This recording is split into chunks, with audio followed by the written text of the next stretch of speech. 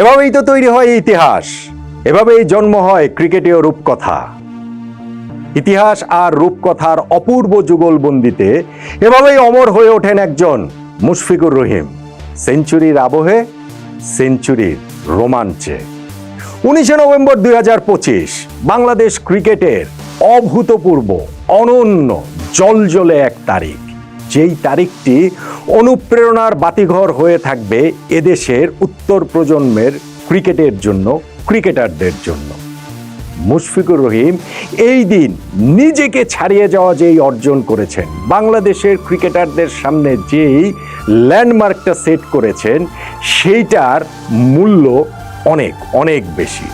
হ্যাঁ, শেষটা হয়তো প্রাপ্তির পূর্ণতায় ভরে ওঠেনি, কিন্তু ওই শেষ বেলার রোমাঞ্চটাই বা কম কিসে।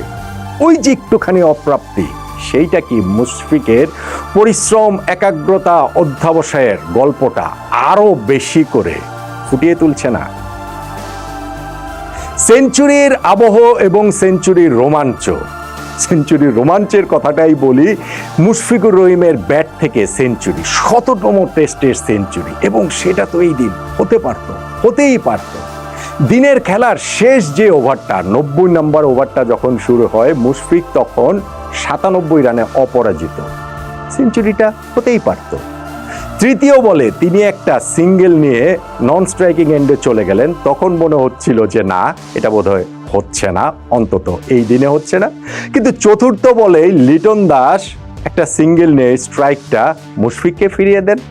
পঞ্চম বলে মুশফিক একটা সুইপ করেন, কিন্তু স্কয়ার লেগে সরাসরি ফিল্ডারের কাছে চলে যাওয়ায় সেটা ১ রানের বেশি হয় না।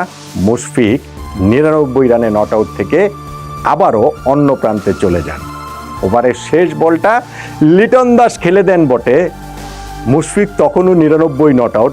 আরও একটা ওভার কি খেলা হবে? খেলার সময়টা কি রয়েছে?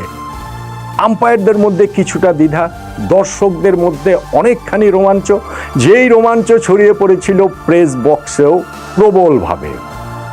আম্পায়াররা একটুখানি অপেক্ষা করে বেলস তুলে নিলেন। প্রথম দিনের খেলাটা টেস্টের শেষ হয়ে গেল, যেইখানে মুশফিক